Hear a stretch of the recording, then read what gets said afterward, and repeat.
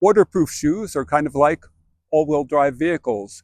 Most of the time, you don't need them, but when the time comes that you do, you're awfully glad that you have them.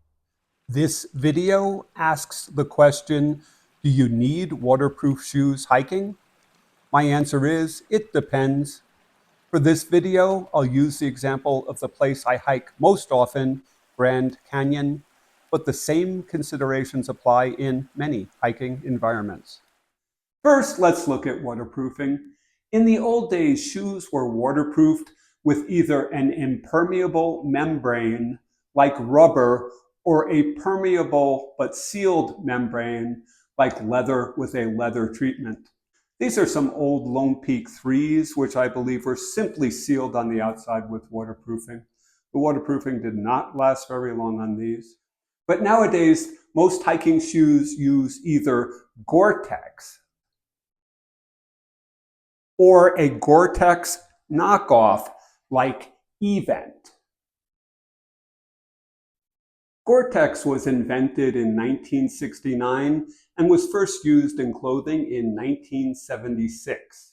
It uses a stretched membrane that has tiny holes in it that allows sweat to escape but keeps larger water droplets from entering. Is it perfect? No, I find it hot in summer, and I find its effectiveness fails pretty quickly in a hiking shoe, although lately my shoes have maintained waterproofing longer than in the past. One tip when you choose a Gore-Tex or waterproof shoe, check the gussets on the tongue because it will only be waterproof as deep as the gussets rise with the shoe. These Salomon Ultra 4s have a nice gusset with a fairly high level of waterproofing on the shoe. Anyway, the first consideration is, what's the season? In winter, if there's snow and ice at the trailhead, it's highly likely you'll hike through a section of melting snow and mud as you descend into the canyon. Waterproof shoes are useful in this environment. Plus, waterproof shoes tend to be warmer in winter weather. And even in summer, you can start a hike with clear blue skies and later experience violent thunderstorms with torrential rain and hail. In this event, ventilated shoes will often fill up with water like a hot tub. But if the weather is great, it first depends on your route. Say if you're hiking rim to river on South Kaibab Trail, there are no water crossings whatsoever. And even if you're hiking rim to rim on South and North Kaibab Trail, there's a single water crossing that is usually well equipped with stones or logs to get you across without getting your feet wet. However, if you take Bright Angel Trail, either rim to river or rim to rim, you'll encounter multiple water crossings. A particularly agile person might be able to make it down the trail without getting wet, but I don't have that degree of agility. I dunk a foot at least once every hike. Then the next question is, how do you feel about having wet feet?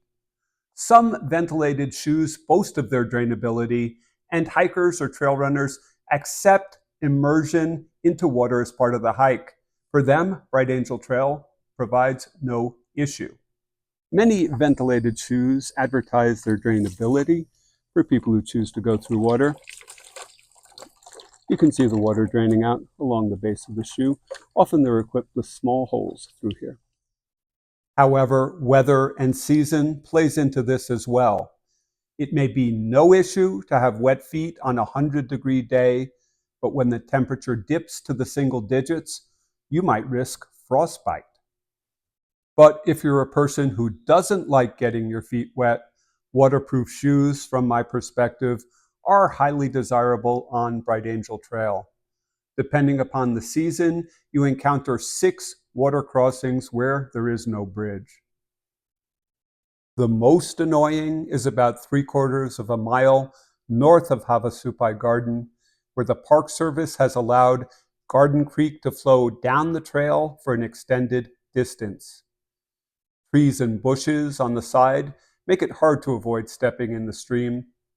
This has been repaired at least twice in the decade I've hiked this trail, but invariably the stream diverts to the trail and the Park Service allows it to flow that way without correction.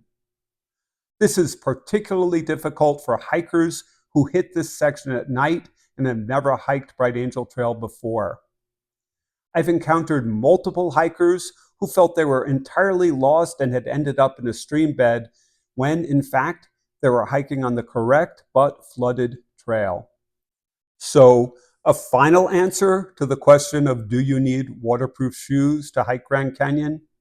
Depends on the season, it depends on the weather, it depends on the trail, and it depends on you. As for me, I hike Bright Angel Trail anytime it's open, and the compromise I make is that I wear Goretex shoes on every hike all year long. They are hotter than a ventilated shoe in the summer, but they keep my feet dry, and that's a compromise I'm willing to make. In summary, everyone is different, and some people have no issue with doing water crossings in ventilated shoes. But for me, waterproof shoes are kind of like all-wheel drive cars. Most of the time you don't need them, but when the time comes that you do, you're awfully glad you have them. Happy hiking to you, and thank you for watching.